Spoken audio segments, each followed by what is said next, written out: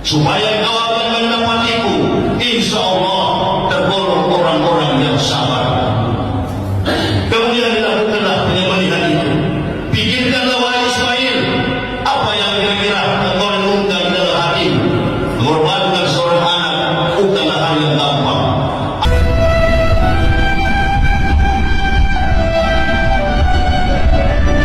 Saya tinggalkan Kristen, masuk ajaran Islam karena takut dengan ayat itu. Laqad kafaral ladzina qalu innallaha masih ibnu Maryam. Kafirlah orang-orang yang berkata Isa anak Maryam adalah Tuhan selain Allah. Para salafus saleh dulu kalau ada di antara mereka yang sakit mau meninggal karena mereka sibuk setiap hari mengingat kematian dan sibuk dengan amal soleh jauh dari dosa, maka teman-temannya datang mengatakan berita gembira buat kamu. Karena sebentar lagi kau akan bertemu dengan Allah, sebentar lagi kau akan bertemu dengan Rasulullah SAW, sebentar lagi kau akan melihat hasil amalmu, dan sebentar lagi juga kau akan menikmati surgamu. Engkau pun sudah divonis untuk meninggal. Jadi kita ini udah dapat vonis mati Pak Bu. Cuman belum tahu waktunya kapan. Saya tuh kadang-kadang sering kali belajar pada orang-orang yang bahkan disebut oleh sebagian orang pelaku maksiat. Tapi mempelajari kisah mereka yang bertobat, itu seringkali memberikan kepekaan pada jiwa dan kekuatan pada air mata itu untuk mengalir. Yudrikumul maut, kematian akan menangkapmu. Walau kuntum fi burujim musyayyadah, walaupun engkau berada di dalam peti yang kokoh dan kuat. Assalamualaikum warahmatullahi wabarakatuh. Kembali lagi di channel Prayoga Muhammad. Ya teman-teman semua, kita semua turut berduka cita ya atas meninggalnya Ustadz Yahya Waloni, yang dimana ini sangat menggemparkan guys, dimana beliau masih sehat bugar, bisa berkhutbah Jumat, tapi setelah khutbah kedua beliau pun terduduk dan dibawakan ke rumah sakit hingga meninggal dunia. Teman-teman semua, apa yang kita dapatkan dari pelajaran ini semua, bahwasanya beliau meninggal dalam keadaan yang insya Allah itu indah, meninggal dalam keadaan husnul khotimah. Beliau meninggal di hari Jumat saat khutbah menegakkan agama Allah dan tegas untuk menegakkan tauhid kepada Allah Subhanahu wa taala. Di saat itu beliau meninggal dunia, dan di saat Idul Adha di mana Allah memberkahi hambanya luar biasa sekali. Apalagi teman semua, di bulan Zulhijjah dari mulai tanggal 1 sampai tanggal 9 itu adalah di mana waktu ibadah yang dicintai sama Allah Subhanahu wa taala. Kan luar biasa sekali ya. Hikmah itulah yang kita dapatkan sekarang. Beliau adalah mantan kafir yang akhirnya masuk Islam dan mempelajari ilmu agama dengan baik dan bisa mendakwahkan dengan penuh ketegasan. Luar biasa sekali. Kita patut bangga, dan tentu kematiannya adalah kematian yang dirindukan oleh kaum muslimin, yang dirindukan orang-orang yang soleh, yang ingin meninggal dalam keadaan husnul khotimah. Ya teman-teman semua, detik-detik kematian beliau terekam jelas ya, bagaimana tatapan beliau dan juga ketika beliau terduduk dan langsung dibawa oleh jamaah ke rumah sakit. Nah, sebelum kita melangkah ke sana, kita lihat dulu video yang ini. Saya tinggalkan Kristen, masuk ajaran Islam karena takut dengan ayat itu. Laqad kafaral ladzina qalu innallaha masih ibnu Maryam. Kafirlah orang-orang yang berkata Isa anak Maryam adalah Tuhan selain Allah. Dari penggalan pidato beliau gitu ya, adalah sebagai pengalaman beliau sehingga beliau masuklah ke Islam, di mana beliau akhirnya tahu bahwasanya Tuhan Allah Subhanahu wa taala itu di atas segalanya gitu. Dan gue juga sering ya mendengarkan cerita-cerita beliau setelah masuk Islam, bagaimana beliau dikucilkan sama keluarganya, teman, beliau juga meninggalkan harta dan kemewahan jabatannya sebagai pendeta, yang dimana beliau pernah mengatakan dasinya saja itu harganya puluhan juta katanya, belum sepatu, jas dan lain sebagainya. Hidup dengan kemewahan, tapi beliau tinggalkan demi menegakkan agama Islam. Mudah-mudahan hal ini yang menjadikan timbangan berat untuk beliau kelak di akhirat. Kita doakan ya teman-teman semua. Nah, ini ada beberapa juga ya tanggapan dari Uwah dan juga Ustadz Abdul Somad ya mengenai Ustadz Yahya Waloni. Pesan-pesan kematian dari Uwah dan juga Uwas gitu ya. Oke teman-teman semua, kita dengarkan. Kan kita tahu kita yang membutuhkan amal soleh itu, maka nanti pada saat datang kematian kita sudah merasa diri kita siap. Bahkan banyak orang salafus saleh, orang saleh-saleh sebelum kita, mereka rindu dengan mati itu. Pada saat Bilal ditanya, bagaimana pendapat Anda tentang kematian? Beliau mengatakan, marhaban bil maut, selamat datang kematian. Toh dia tahu bahwasanya dia sudah sholat, dia sudah puasa, dia sudah taat, maka dia tinggal meninggal dan mendapatkan hasilnya. Para salafus saleh dulu kalau ada di antara mereka yang sakit mau meninggal, karena mereka sibuk setiap hari mengingat kematian dan sibuk dengan amal soleh, jauh dari dosa, maka teman-temannya datang mengatakan berita gembira buat kamu. Bayangkan teman-teman, orang mau mati dikatakan berita gembira buat kamu. Kenapa? Mereka sebutkan alasannya. Karena sebentar lagi kau akan bertemu dengan Allah, sebentar lagi kau akan bertemu dengan Rasulullah SAW, sebentar lagi kau akan melihat hasil amalmu, dan sebentar lagi juga kau akan menikmati surgamu. Kalla saya'lamun. Engkau mengingkari tentang pertanggungjawaban pulang, silahkan berbuat semaunya. I'mal ma syi'ta fa innaka mayyitun. Kerjakan semaumu.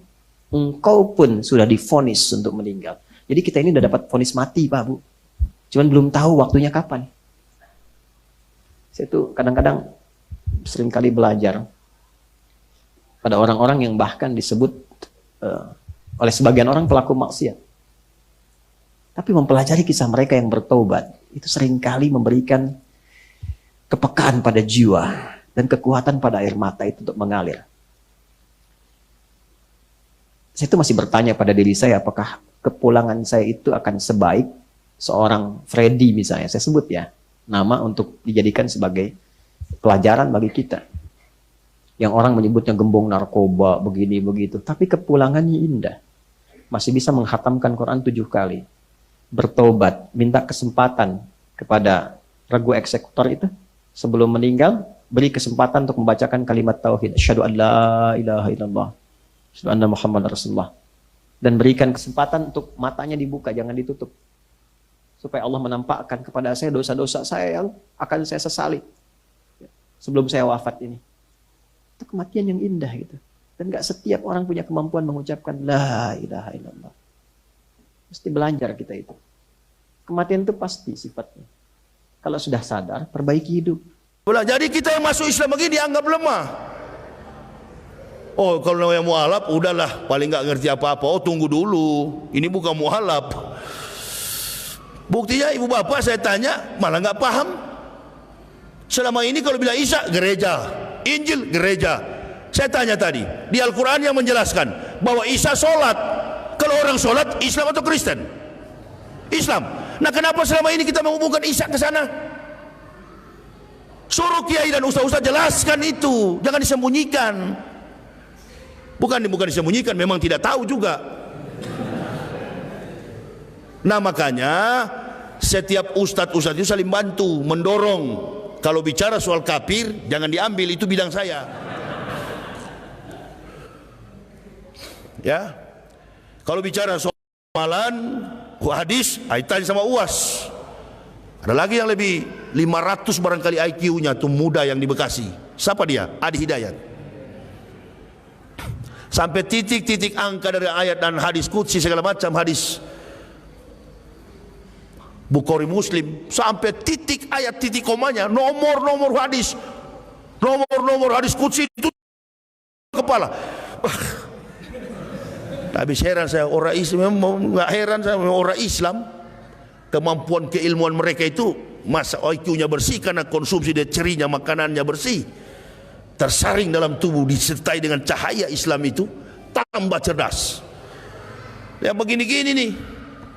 Ini juga sudah diberi ilmu melimpah ruah sampai sudah tua jadi ulama. Innalillahi, panas setahun. Lempar handuk, menyerah jadi umaro. Ya, itu teman-teman semua kesaksian dari Ustadz Yahya Waloni yang sangat salut dan angkat topi lah ya kepada Ustadz Adi Hidayat dan juga Ustadz Abdul Somad, yang dimana memang kecerdasan dari kedua Ustadz itu memang luar biasa ya, di atas rata-rata. Bisa menghafalkan ratusan ribuan hadis dan juga ayat-ayat suci Al-Quran beserta arti, titik, koma, dan angkanya. Luar biasa sekali. Nah, teman-teman semua, tadi Ustadz Adi Hidayat sempat menyinggung soal kematian yang indah ya, di mana beliau melihat cerita dari kasus Freddy yang gembong narkoba yang akhirnya meninggal dengan menyebutkan kalimat tauhid la ilaha illallah.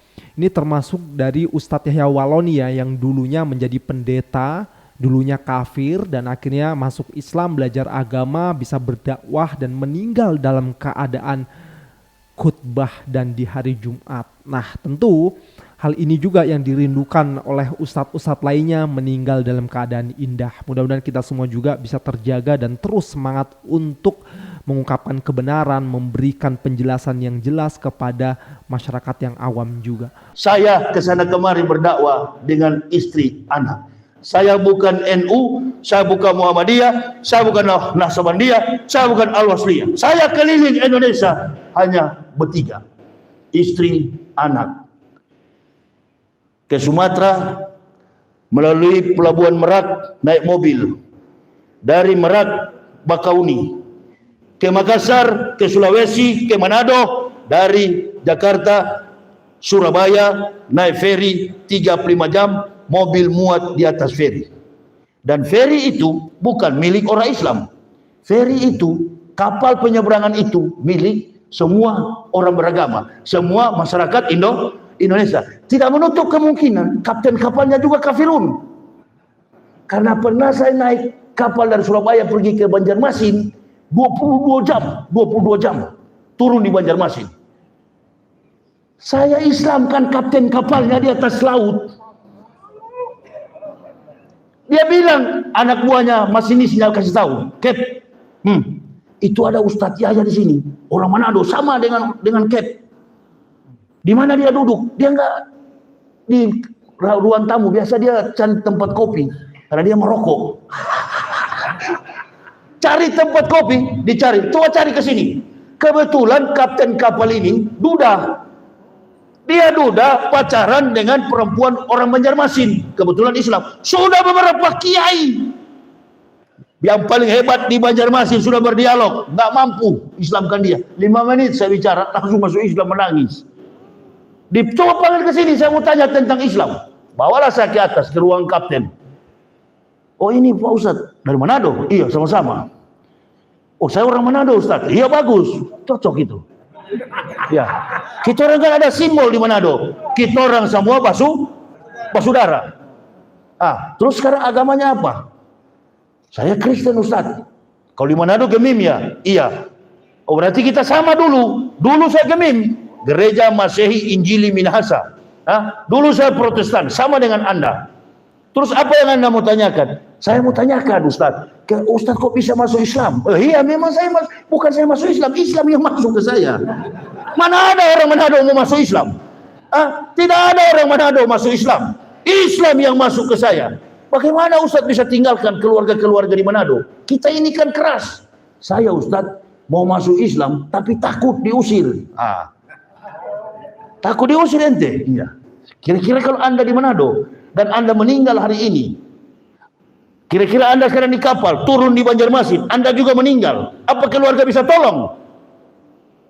Pertama-tama buang pikiran itu, pikirkan tentang bagaimana kalau dalam sekejap, dimanapun kalian berada, wa makana lin nafsin an tamuta illa biidznillah, kitabah muajalah, waktu yang sudah ditetapkan oleh Allah. Itu dulu Anda pegang, jangan dulu bicara perbandingan agamanya. Bicarakan dulu tentang hidup dan mati.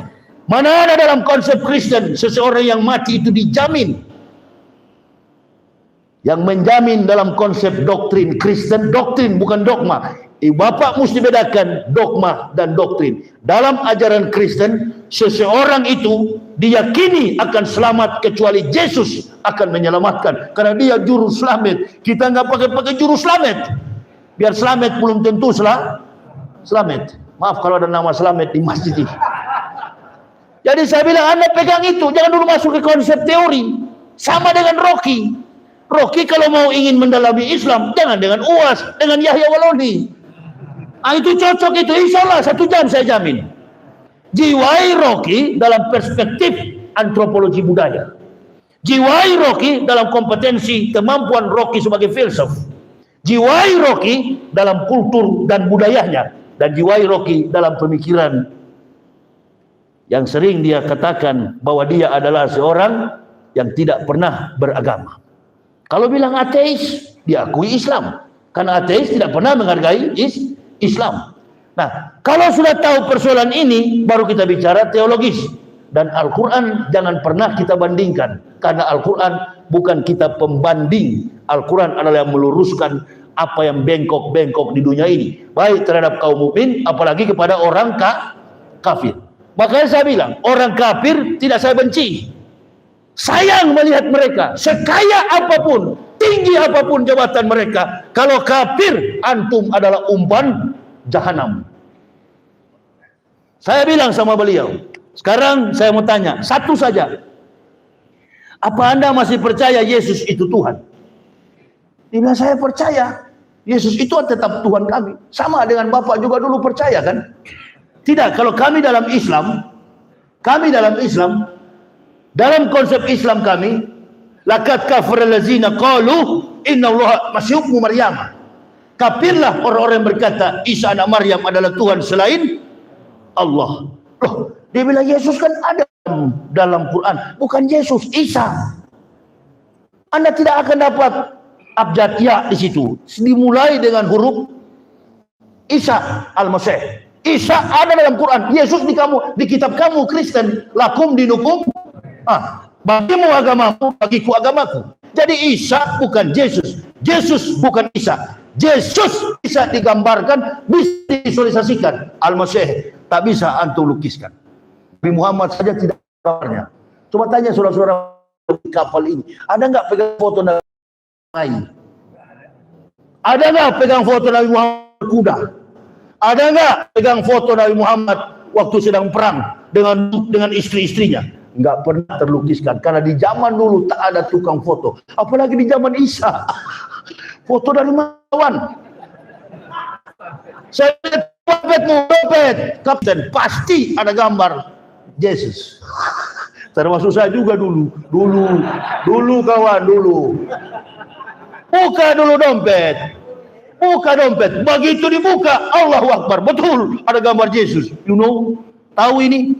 Belum tahu. Ini adalah artis yang bermain pada film The Passion of the Christ yang dirilis di Yerusalem, orang Yahudi usir. Ada filmnya itu, nanti Bapak cari, penderitaan Kristus, The Passion of the Christ. Itu adalah artis Hollywood Mick Giffen. Jadi sebenarnya ini di Eropa lain wajahnya, di Indonesia lain lagi. Ini bukan Al-Masih. Al-Masih itu nabi yang paling misterius. Nabi yang mengatakan akan datang Nabi Muhammad adalah Al-Masih. Kamu tahu, kamu percaya Yesus itu Tuhan dengan satu doktrin, dia mati demi menebus dosa manusia. Percaya itu. Sekarang tak pertanyaan saya, pernah mati atau tidak? Dia bilang, Tuhan kan tidak mungkinlah mati, Pak. Bagus, berarti masih normal kamu ini. Masih normal, masih enak mau berdialog. Apalagi antum ini kan seorang sarjana, bagus sekali. Antum percaya Yesus itu adalah Tuhan? Ya. Dari mana kau percaya? Apa yang dikatakan oleh pendeta kan? Ini kalau pemimpin. Padahal dia tidak yakin, dia tidak tahu dalam Al-Quran, wallazina kafaru wa kassabu bi ayatina ulaika ashabun nar khalidina fiha wa bisal masir. Dan ahli-ahli kitab yang mendustakan ayat kami, ayat-ayat kami, kata Allah, kami tempatkan mereka ke dalam neraka jahanam, itulah seburuk-buruk tempat kembali. Itu maksudnya pendeta-pendetamu yang membohongi kamu akan masuk neraka. Saya sendiri masuk Islam, takut saya. Wallazina kafaru wa kassabu, pendusta, pembohong. Jadi Anda mengatakan Tuhan tidak mati, berarti Anda masih normal. Sekarang pertanyaannya, kalau Anda percaya Tuhan tidak mati, Yesus pernah mati enggak? Dia diam, lama dia diam, kupingnya mulai merah. Manado ini, apalagi kalau sudah dongkrak cap tikus, berhenti minum minuman keras. Hamer dalam Islam itu haram. Apalagi kapten kapal bisa tabrak batu di tengah laut. Jangan minum-minum begitu. Di Islam tidak boleh, kopi boleh. Haram, yang begitu haram, tidak boleh. Tinggalkan yang tidak berguna. La yaghrunaka taqallubul lazina kafaru fil bilad mataun qalil summa mawahu jahannam wa bi'sal mihad. Jangan kamu mengikuti gaya hidup, style hidup, tipu daya orang-orang kafir. Sesungguhnya tempat kembali mereka neraka jahanam yang sangat pedih. Jadi alkohol, judi tidak boleh. Pertanyaannya, apa Anda masih percaya Yesus itu Tuhan? Dia mati atau tidak? Dia akan mati demi menebus dosa manusia. Saya nggak tanya proses dia mati. Dia pernah mati atau tidak? Yes or not? Dia bilang iya, Yesus pernah mati. Tadi Anda bilang Tuhan tidak mati, sekarang Yesus mati. Tuhan mana yang ikut? Iya juga, bingung saya ya. Nggak usah bingung-bingung, pegang tangan saya. Pegang tangan saya. Ucapkan, ikuti saya. Ikuti saya. Hari ini antum masuk Islam. Sunat nanti dulu, to the next time. Ini yang paling kafir, paling takut. Rocky mungkin itu juga, Pak Haji. Coba tanya Rocky, pasti dia takut disunat itu. Coba tanya dia. Sudahlah, Ustaz dia sudah tahu secara psikologi. Saya sudah tahu, dia takut disunat. Tanya, semua orang termasuk para pendeta ingin masuk Islam. Tapi persoalannya, jangan disunat. No guarantee, tidak ada garansi, tetap potong. Karena kalau tidak sunat, antum tak boleh sembahyang. Tidak boleh sholat. Saya pertama kali mau pergi ke masjid, dilarang. Nggak boleh Pak, Bapak sudah syahadat memang, tapi belum potong. Apa itu? Drohout, kata Belanda. Harus dipotong dulu. Oh, disunat. Ya sudah Kiai, sekarang aja sunat. Tunggu dulu, besok baru menterinya datang. Datang menterinya, sunatnya bukan seperti anak saya pakai laser. Dijepit dengan bambu, diikat dengan karet di ujung. Dicubit-cubit begini, masih sakit Pak. Sudah mulai hilang. Dipotong, disensor memang rata, digergaji. Nah itu barangkali Rocky tidak berani. Itu Rocky, saya tahu secara psikologi itu yang dia hindari. 2 minggu tak bisa pakai celana, pegang begini. Ini dia. Tidak mudah, mendapatkan tidak mudah. Saya bilang tunggu dulu sunat, antum masuk Islam dulu. Pegang tangan saya. Kita syahadat. Saya tidak usah lama-lama, langsung saya syahadatkan. Tidak usah banyak pertanyaan, nanti tanyakan kepada kiai. Sini tanganmu. Syuting saya bilang. Saya syahadatkan di atas kapal. Masuk Islam. Istrinya senang betul di Banjarmasin itu. Terima kasih guru. Suami saya, pacar saya sudah masuk mau ikuti. Dan banyak. Ada beberapa juga polisi Pak, Brimob. Yang tadinya pacaran sama orang Kristen, saya yakinkan perempuan Kristen masuk mengikuti Brimob itu. Tentara di mana-mana, bahkan jenderal berapa orang. Mereka mengikuti. Jadi orang ini masuk Islam, dia menangis, dia peluk saya. Baru kali ini saya dadanya terlepas. Apa sekarang yang saya buat? Nggak usah takut. Sepeser pun gajimu di kapal, kau hidup dengan Islam, antum akan tambah diberkahi. Sedangkan di kafir saja kau kaya, apalagi dalam Islam sekarang. Insya Allah kau bukan cuma kapal ini, kapal Surabaya, apa namanya, Surabaya Banjarmasin. Antum besok bisa bawa tanker Pertamina. Betul Pak Haji, dibawa sekarang bawa tanker Pertamina Balikpapan. Terbukti kata-kata saya, makin maju hidupnya. Amin ya robbal. Nah, ini. Jadi kalau kita semakin takut, ancaman keluarga selalu ada. Dan paling ya biasalah kalau orang masuk Islam itu goblok, gila. Tidak usah marah, karena yang mengatakan gila adalah orang-orang. Kalau kita marah sama-sama jadi nggak usah ditanggapi. Anjing menggonggong kafilah berlalu, jiwa merdeka hidup tenang. Begitu tutup mata, amin ya robbal alamin, malaikat akan panggil, salamun alaikum bima sabartum. Keselamatan bagi kalian orang-orang yang sabar. Bagi orang kafir diserahkan, orang kafir itu inna atatna lil kafirina salasilah wa aklala wa sair. Disediakan oleh Allah adalah belenggu, rantai dan neraka yang menyala-nyala.